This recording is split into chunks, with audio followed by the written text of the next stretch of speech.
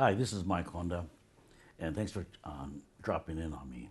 Just wanted to talk a little bit about the House Appropriations Committee function that we did earlier this week, and I participated in that committee's consideration for the fiscal year 2012, the Interior and Environment Appropriations piece.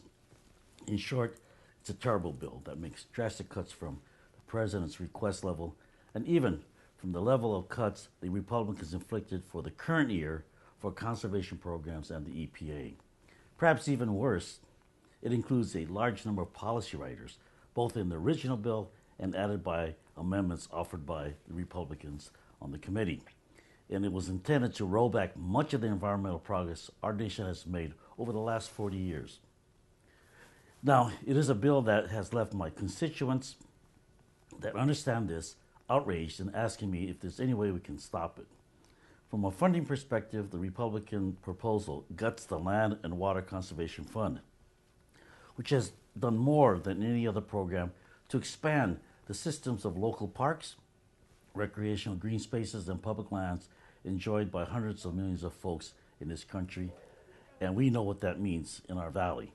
Congress created the Land and Water Conservation Fund to be a conservation offset to the depletion of public offshore resources by oil and gas drilling, and the program is funded from a fraction of oil and gas leasing royalties. Now, unfortunately, year after year, much of this lease revenue has been diverted to other purposes, leaving the Land and Water Conservation Fund chronically underfunded. In this budget this year, the President asked and recommended for full funding for the Land and Water Conservation Fund.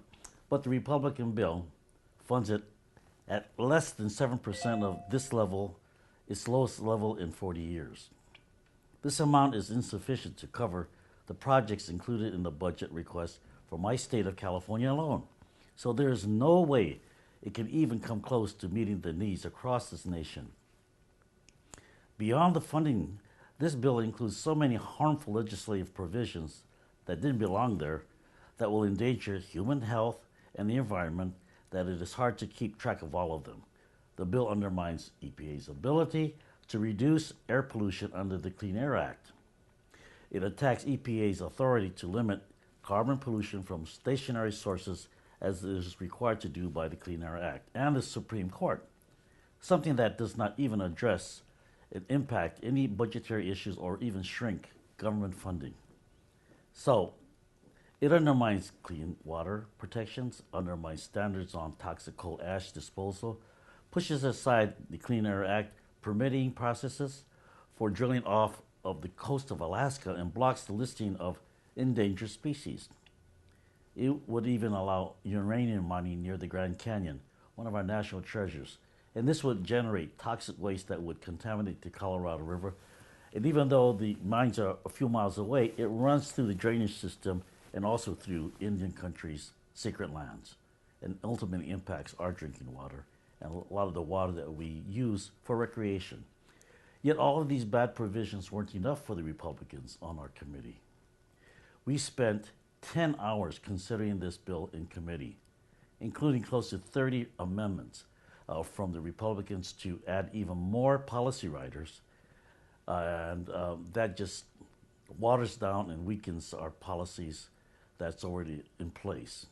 And we use the appropriation process to do that. And we're supposed to focus on spending. But that didn't stop the Republicans, even though they campaigned against such tactics, on the road taking over the House majority. Now, I voted to strip the policy writers from the underlying bill and voted against adding additional ones, but we lacked the votes to prevail. So, I agree with what my constituents have told me. They were outraged, and they said that we need to go back to the drawing board on this bill. This overreach to undermine a nation's environmental protection is not what the American public wants. No way. Thank you for dropping in on me, and I'll see you again.